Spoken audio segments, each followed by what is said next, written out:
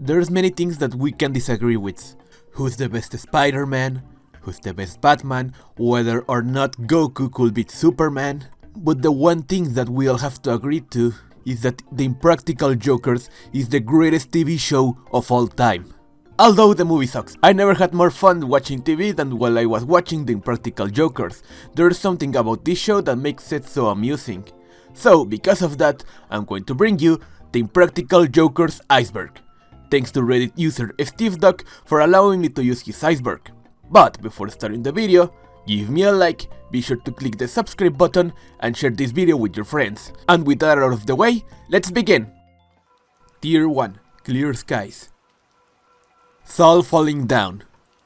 It's pretty common to see Sal Vulcano, one of the 4 Jokers, falling down in almost every episode. The reason why is because he laughs a lot, to the point that he can keep standing and just falls. Giving a unique example wouldn't be useful, because this happens in every episode. Larry! In one of the challenges of the 4th episode of the 1st season, Q asks Joe to look for the manager but never find it. So the first name that Joe thought of was Larry. Larry! Larry! Larry! Larry! Larry! Larry! And it was really funny to see Joe running around screaming Larry. This joke will carry on to future episodes. Larry! Larry! Joe, these FedExes gotta go out. You need Larry! It is said that Larry is the name of one of the crew members of the Impractical Jokers. I'm calling Mustache. This refers to something that happened on the very first episode of the 1st season. When the Jokers pretend to be cashiers, Joe tells Q to call a man Mustache, to which the man got really frustrated. Sorry, Mustache, I'm calling Mustache. Murr's skydiving punishment. This refers to Murr's punishment on the 1st episode of the 3rd season, where the Jokers force Murr to jump from a plane and skydive with the help of an instructor. Some people say that Murr always gets the worst punishments. Jaden Smith's tattoo. This refers to the 26th episode of the 3rd season, where Sal, Murr and Q lose in that episode, so the punishment is that all of them have to get a tattoo. Q gets a cat, Murr gets a ferret, but by far the worst one is Sal's tattoo. He got Jaden Smith tattooed on his leg. The Tenderloins. The Tenderloins is the name of the company that produces the Impractical Jokers, and obviously it is owned by Sal, Q, Joe and Murr. This company exists since 1999, and started as a comedy improv group. Did Santiago send you? This refers to a joke that started on the 10th episode of the 3rd season, where Q has to destroy something of someone's car. So, as an excuse, he says that he was sent by Santiago. Santiago sent me. Ah! I see where he's going! Santiago wants his money. He told me to send the message. Santiago wants his money. This joke will appear on later episodes. Blind glasses. The blind glasses are glasses that when you wear them, you don't see anything, so the Jokers have to do whatever they are told. These glasses appear on many episodes, but their first appearance is on the 16th episode of the 2nd season. Inside jokes. Inside jokes are clips of the Impractical Jokers that usually explain, as its name suggests, an inside joke, like the ones that I mentioned, Larry, Santiago and others, but not all the clips explain a joke. Some of them are just random clips of the show. They used to be aired on True TV, but you can also watch them on their YouTube channel. The Q Week. This refers to the punishment that Murr had on the 17th episode of the 6th season, where Q shaves his head and makes a wig with his hair. Murr had to wear the wig for the rest of season 6. Murr's blankie. This refers to the blankie that is famous because of this picture of James Murray. It appears on many episodes of the Impractical Jokers, and has been destroyed like on the 26th episode of the 4th season. Although those were fake, Murray still has his blankie and is kinda attached to it, for some reason. Murr without eyebrows. This refers to the punishment where they completely shaved Murr's facial hair, including the eyebrows, resulting on him looking creepy. This happened on the 13th episode of the 5th season, and Murr will appear like this on later episodes. The Sal picture.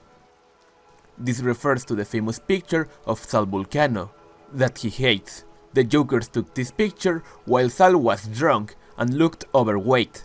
They have annoyed him with this picture since the very first episode of the show, but it appears on many episodes. Chances are that even if you never watched the show, you have seen this picture on memes. Benjamin Cat. Sal Vulcano hates cats, so to annoy him, the other Jokers decided to give a dude a cat suit and have him chase Sal. He would later be named Benjamin Cat. His first appearance was on the 6th episode of the 2nd season, although he will appear on later episodes with the main function of annoying Sal. Tier 2. The Tip of the Iceberg. Cameos by Joe Fatone. Joey Fatone is a comedian and singer. He has appeared multiple times as a guest in the Impractical Jokers. His first appearance was on the 6th episode of the 3rd season. Damned, the movie. Damned is a movie that James Murray, one of the 4 Jokers, both filmed and directed when he was a teenager. It's said that Murr's father offered him a car worth $20,000, but Murr asked for the money instead and used it to film this movie. The Jokers used this movie to punish Murr in front of a small audience in the 8th episode of the 4th season. If you want to see the movie, I'll leave a link in the description. These Jokers are Impractical. These Jokers Are Impractical is an animated parody of the Impractical Jokers, made by the YouTuber Mid Canyon. If you have seen some of his videos, you know what to expect, a bizarre sense of humor, but funny nevertheless. If you want to see it, I'll leave a link in the description. Señora Lanza. This refers to 2 things. One is to Miss Lanza, the Spanish teacher that Murr had in high school, that he used to have a crush on, and also to the punishment of Sal and Joe in the 23rd episode of the 2nd season, where Sal and Joe have a fake band named Señora Lanza, and they have to play in a concert before the Imagine Dragons. 5th Joker Challenge. This refers to the times when the Jokers made some giveaways with fans, where the winner gets to film an episode with them. Well, a small section of an episode. One of the winners was Travis. His nickname was T-Rex. There are more of these, but for some reason they're not documented. Q was a firefighter. It has been mentioned multiple times that Brian Quinn used to be a firefighter. There are a few challenges and punishments in the show that make reference to that. Sal throws a chicken tendy. In the 24th episode of the 2nd season, Sal throws a chicken tendy at some dude. The other Jokers told him to not hit him, but he accidentally did. There is something so bizarre, but at the same time so funny, when you see Sal throwing a chicken tendy. Just think about the fact that some dudes discovering fire had as consequence Sal Vulcano throwing chicken at some dude. Impractical Jokers Dinner Party. This is a section of the Impractical Jokers where they share a meal and talk about stuff that happens behind the scenes or a few things about their personal life. If you want to see them, I'll leave a link in the description. I am not leaving here till I have a tan like yours. That refers to this specific moment of the 26th episode of the 2nd season. All of this happened while Murr was wearing the blind glasses. I am not leaving here till I have a tan like yours. I am not leaving here until I have a tan like yours. All right, take those glasses off. I think that they wouldn't have aired that joke these days. Cling clang.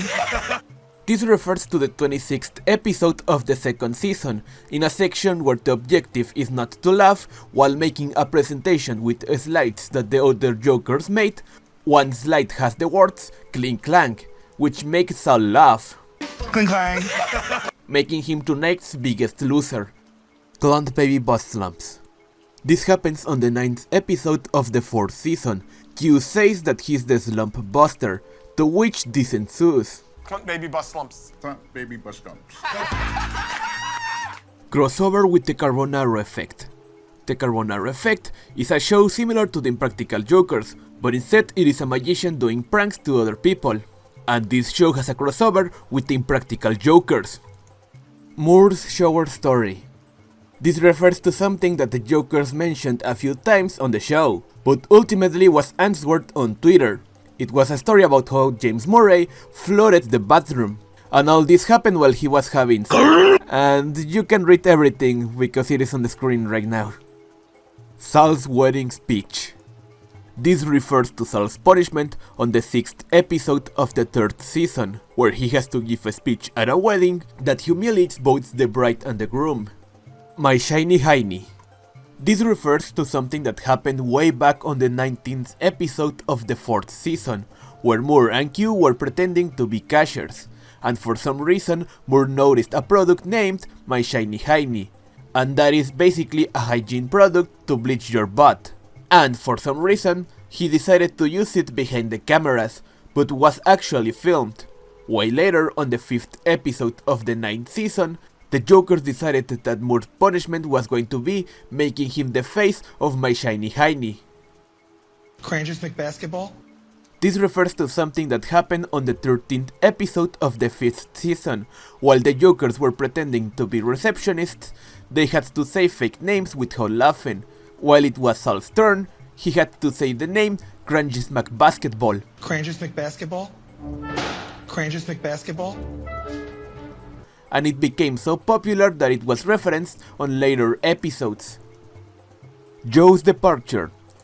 Joe Gatto had to leave the show mid-season 9 and before season 10 because him and his wife got divorced, and Joe wanted to spend more time with his children. This was sad for most fans of the show. Tier 3. Below the surface. Season 9 got screwed because of COVID. This one is pretty self-explanatory. Basically, season 9 was being filmed on 2020 and you know what happened. So, among all things that got screwed because of the lockdown, the Impractical Jokers was one of them. Sal's real fun on a plane. This refers to something that happened on the 1st episode of the 4th season. The Jokers decided to annoy Sal by putting his number on a plane, claiming that he was lonely, to which he started to receive a lot of calls. But even though the number was censored, his actual phone number was leaked. Although I'm sure that he just changed his phone number short after that. Dude throws water at the wrong guy. In the 6th episode of the 4th season, there is a section where a dude was supposed to throw water at Q, but instead he went for the wrong guy. He says that it was on purpose, but who knows. The Museum of Impractical History. This is a place located on Staten Island that you can actually visit. Basically, this place has a lot of art and other memorabilia used in some of the Impractical Jokers episodes, that you might recognize if you're a fan of the show. Destroying Murr's TV.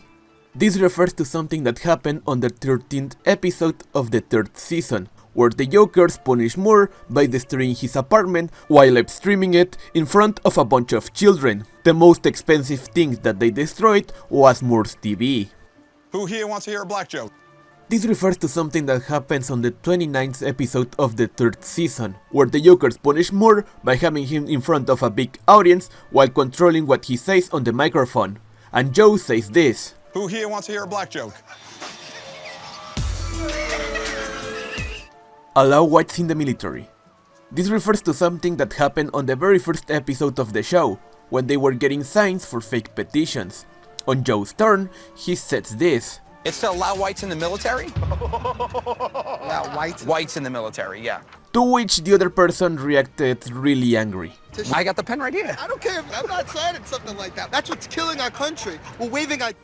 I want my mommy changed to like a boss. In the intro of the Impractical Jokers from season 3 onwards, Murr says this. I want my mommy! But from season 8 onwards, Murr says this. Like a boss! And that is because on the 17th episode of the 7th season, Murr says that because he was being punished. Like a boss! Mission Uncomfortable. Mission Uncomfortable was the name of the Impractical Jokers before they were named the Impractical Jokers. There's even a pilot episode with that name. Jokers Wild. Jokers Wild was a spin-off of the Impractical Jokers, and it aired around the same time as season 4. They shot a bit of deleted scenes and the Jokers reminiscing about their friendship. That guy that was a prick. That refers to the guy that appears on the 27th episode of the 3rd season. That, to be honest, was a little bit mean to Murr. What are you doing, you freak? Q's wife. I think that this refers to the 24th episode of the second season, where it's mentioned that Q's ex-girlfriend is in prison, and fans came to the conclusion that Q's ex-girlfriend was Leah's Rimini's half-sister. Or also it can refer to other thing that also was mentioned in the show, and that is that when Q was a firefighter, he proposed to his girlfriend of that time, and she left him for a cop. The Jokers break into Sal's house. This refers to Sal's punishment in the 18th episode of the second season, where the Jokers decide to break into Sal's house, and they do a bit of trolling. What style was your first wedding dress? This refers to the 22nd episode of the third season. While they're helping customers, they have to do what they're told, and Murr told Joe to say this. Turn to the bride and ask her, What style was your first wedding dress? Now this one's flowy. Oh, we got him. Which he didn't, and made him the next biggest loser. Just kidding, Murr lost that episode. Q's speech impediment. This refers that in several episodes, it was mentioned that Q stumbles upon his words a lot, and most people think that his speech impediment is self-diagnosed. Oh yeah, because we met that time. Blah blah blah. Petitions to Prince Herb. That refers to Sal's punishment in the 12th episode of the 9th season, where the Jokers put earrings on Sal, and his name gets changed to Prince Herb, and he has to stay like that for the rest of the season. Tier 4. The bottom of the iceberg. The Craig Murray incident. This refers to a small sketch that the Jokers did before they made the Impractical Jokers, and it is really funny. If you want to see it, I'll leave a link in the description. Hornswoggle leaks Q's phone number. This refers to an anecdote where Q and the WWE wrestler Hornswoggle were exchanging messages, and accidentally Q leaked his own phone number on Twitter because he thought that he was sending a private message. Q gets slapped. In the 22nd episode of the 7th season, Sal, Murr and Joe planned to use an actress to slap Q, although it went a bit overboard. I just fell in love. Oh! Basically, she slapped him harder than she was supposed to. Confederate flag boxer shorts. That refers to this moment of the 8th episode of the 4th season. Do you think the removal of Confederate flag boxer shorts would be a good way to pick up black chicks? Tiger in Sal's hotel room. That refers to this moment of the Impractical Jokers movie, where the Jokers literally lock Sal down with a tiger. Mustache Wars. This is another sketch that the Jokers made before the Impractical Jokers was even a thing. Basically, it's a sketch where Sal and Murr have a fight because of their mustaches. Murr and Sal's Bones cameo. Bones is a TV show pretty similar to CSI, and Sal and Murr have a cameo in it, where they appear as trash collectors. Q was gonna let Murr not skydive. After the Jokers revealed to Murr that he was going to skydive, Murr spent an entire hour locked in a dress room, crying and sending messages to his relatives, telling them that he was going to die. Most of the Jokers felt bad for him, and even Q proposed to change Murr's punishment, but in the end, Murr agreed to proceed with the skydiving punishment. Murr's books. James Murray has a bachelor's degree in English, so it is not surprised that he has written a few books. Among them, Area 51 Interns, The Stowaway, Don't Move, Obliteration, The Brink, Awakened, and to no one's surprise, a book about the Impractical Jokers, asking how old a girl is in front of a cop. That refers to this moment of the 13th episode of the 5th season, where Murr asked the ages of a group of girls, and it turns out that there was a cop next to them. Anybody over 18? What's your ages? Look at the cop! Look at the cop! Hold on a second. Let me explain. Let me explain. Look at her! She's like, wait, the is going on right? We're on a TV show. That's why I'm asking. That's why I'm... Tier 5. Shallow Waters. You think this shit is funny? That refers to this moment of the 3rd episode of the 7th season, when a big guy almost kills Murr. What's that? No, you know what it is? Okay. Why is he so angry? But that's not it. Sal Vulcano revealed in a podcast that that man was waiting outside the store to actually beat down Murr. Impractical jokers at WWE shows. As I already mentioned previously, the Impractical Jokers are friends with some WWE members, and also they have been invited to their shows. Joe's Urinal picture. It has been mentioned multiple times in the show that Murr has a picture of Joe while he was at the urinal, and you can see Joe's pee-pee in that picture, although Murr didn't upload that picture for obvious reasons. Murr was an extra in Private Parts. Murr appears in the movie Private Parts from 1997. If you're curious, he appears around the 10 minutes with 30 seconds mark. The Jokers getting recognized ruins challenges. The Jokers themselves and producers of the show have revealed that if the Jokers get recognized, they don't put that on the show, because the reactions tend to not be authentic. The show only works if the people we approach are not fans. Jokers do get recognized, it happens, and we just work through it, and we don't put that in the show. Thanks, guys. We need to sum it up. Tier 6. Dark Waters. Joe watched his father die. On the 8th episode of the 4th season, Joe explains how he watched his father die. In the back of an ambulance in 1995, I watched my father pass from this world to another. My look was very similar to this guy right here. And that is sad, to be honest. The Dildo Skit. This refers to an Impractical Jokers challenge that never aired, where the Jokers ask for directions while holding a dildo. The executives of True TV didn't approve this part of the episode for obvious reasons.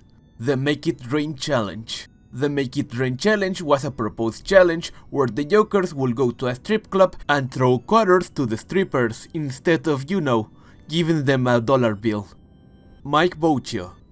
Mike Boccio was the 4th member of the Tenderloins, aka the Impractical Jokers, before Q joined the team. Mike decided to leave the Impractical Jokers because of family issues. Tier 7. The Abyss. Recording a dude having an affair. During one of the challenges of the Impractical Jokers, they recorded a man who was with a mistress, as opposed to his actual wife. He refused to be put in the show, and the Jokers had to delete that section of the episode altogether. Larry suits the show. A man named Larry suits the Impractical Jokers over the Larry joke, and he wanted no less than $500,000. Obviously, he didn't win the case. Q on trial for crimes against Reddit. Q got put on trial by a bunch of Redditors for some stupid reasons. Thank God it was a joke that no one took seriously. Deleted videos on the Tenderloins channel. The YouTube channel of the Impractical Jokers, the Tenderloins, has deleted videos on it. I wonder if they qualify as lost media. And with the Iceberg finished, thank you all for watching, and I'll see you in the next time.